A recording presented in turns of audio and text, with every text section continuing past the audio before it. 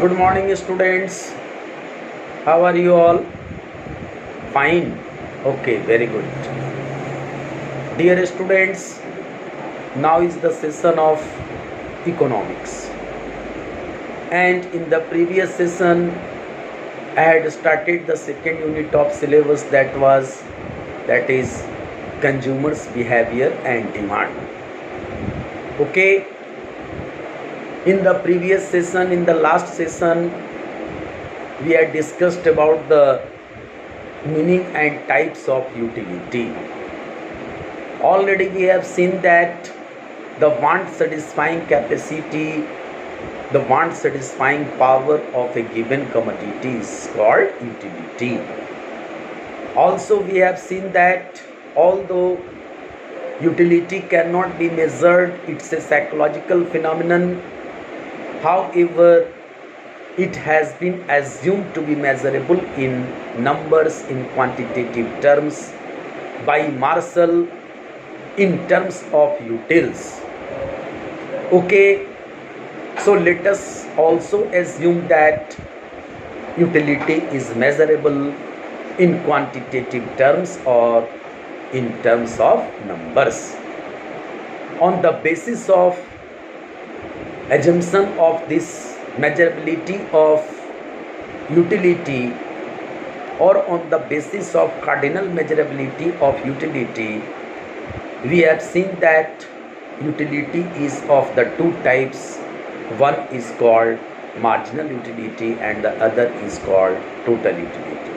Okay, so long as marginal utility is concerned, it refers to the utility of an individual or of a particular or of an additional unit of a given commodity, and this marginal utility is expressed as delta Tu by delta Q, in which Tu is the total utility and Q is the quantity of the commodity consumed.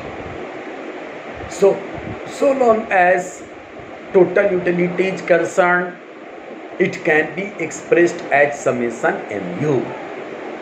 Okay, so in today's session, let us explain about the law of diminishing marginal utility.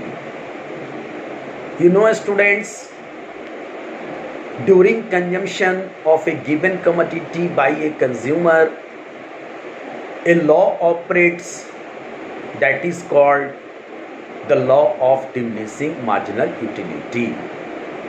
Since this law was first recognized by Gaussian, therefore it is also known as Gaussian's first law of consumption. But later on, this law was used as a tool of explaining the price theory by Marshall. Therefore, this law in fact is named after Marshall also. When we say the law of diminishing marginal utility, then according to this law, as a consumer consumes various units of a given commodity, marginal utility of each successive unit gradually declines. At a certain level, it becomes zero and then goes negative if consumption continues. This is the law of diminishing marginal utility. For example, suppose you are hungry and suppose normally you take 5 breads, and if you eat one piece of bread, the satisfaction level will be highest. From the consumption of second bread, the satisfaction level will fall. From the consumption of third bread, again the consumption level will fall, and similarly if you eat the fourth bread again, then the consumption level will again fall. As soon as you will eat the fifth bread, your satisfaction level will become zero. And if you again take one or some more few breads, then this satisfaction will get converted into dissatisfaction. That means marginal utility will be negative. So according to this law, marginal utility has three types of tendency to change. In the first stage, when a consumer consumes different units of a given commodity, the marginal utility of each successive unit gradually declines. Second, at a certain level, it becomes zero. And third, if consumption again continues, then it goes negative. So this is called the law of diminishing marginal utility. If you present this law graphically by keeping the units of the commodity along x-axis and marginal utility along y-axis, and if you join the corresponding points relating the units of the commodity with their marginal utilities, you will find a curve that is sloping downward from left to right. At a certain level, it will be touching x-axis, and then after it will go below the x-axis.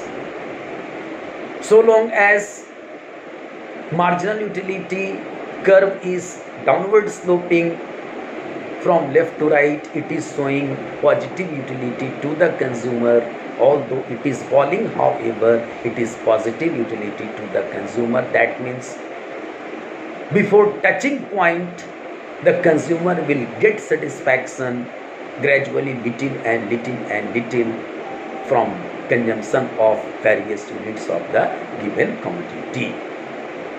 As soon as the marginal utility curve touches x-axis, it becomes zero.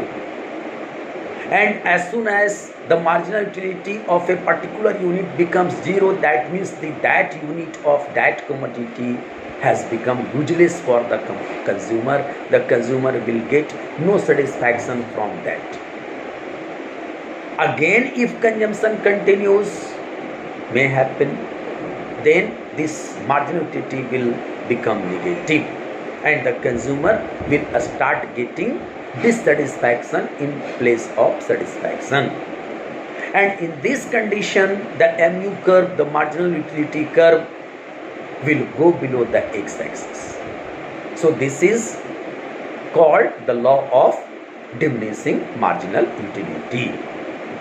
You can also express this law through numerical example, through hypothetical numerical example, and you can see the presentation of this law through tables and diagrams in your textbook.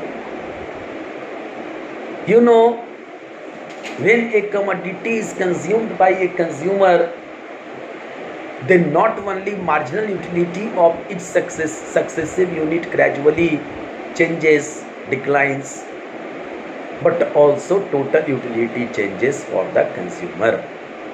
How you can observe?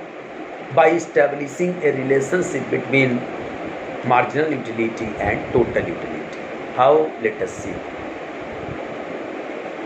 You will find that when MU falls, TU rises, but at a diminishing rate. Since TU is some total of MU, thus when MU falls, TU rises, keeps rising, but at a diminishing rate.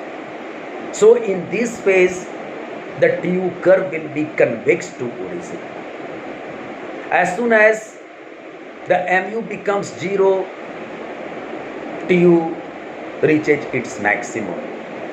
So you will find that as soon as the MU curve is touching x-axis, the TU curve is at its peak at its maximum. And when mu is negative, then Tu starts falling. As soon as mu goes negative, Tu starts falling, but it falls at an increasing rate. So in this phase, the Tu curve will be concave to the origin. So there are three types of relationship between mu and Tu, which you can present with the diagram also by keeping different units of the concerned commodity along x-axis and the respective mu and Tu along y-axis. Okay, one important point to note here that when mu becomes 0, Tu reaches its maximum. And when Tu is at its maximum, mu is 0, this is called the point of saturation, the point of satiation, where does a consumer obtain full satisfaction. Okay, there is a limit of the consumption of any commodity. We cannot consume any commodity beyond a limit. And as soon as that limit of consumption comes, our satisfaction level reaches its maximum. That means Tu is maximum and mu is 0. Okay, students. So this is all about the law of diminishing marginal utility I have discussed. There are some certain assumptions also of this law which I would like to state here. The assumption number 1 of this law is that all units of the given commodity are homogeneous. That means if all units of the given commodity are heterogeneous, means the quality and size or quantity of different units are different, then this law may not operate. So in order to make this law operate, it is very, very important that all units of the given commodity are alike, are homogeneous. Number 2 is there is no time lag in between consumption of the 2 units of the given commodity. That means there is continuous consumption of a given commodity, and only if there is a continuous consumption of a given commodity, this law may operate, otherwise not. If you consume one unit at one time and another unit later on at different time, then you will find that this law is not operating. The third important assumption of this law is all units of the given commodity are in adequate quantity. That means in sufficient quantity.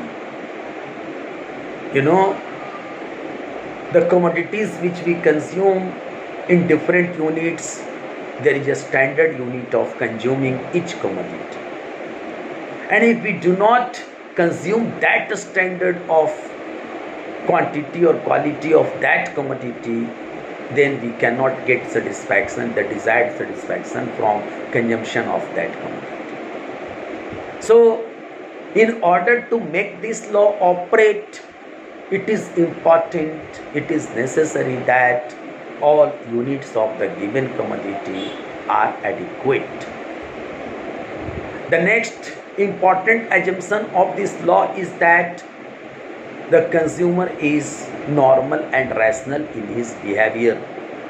That means this law may not operate with an irrational person, a drunkard, or abnormal person. This law may operate only if the consumer is in normal condition.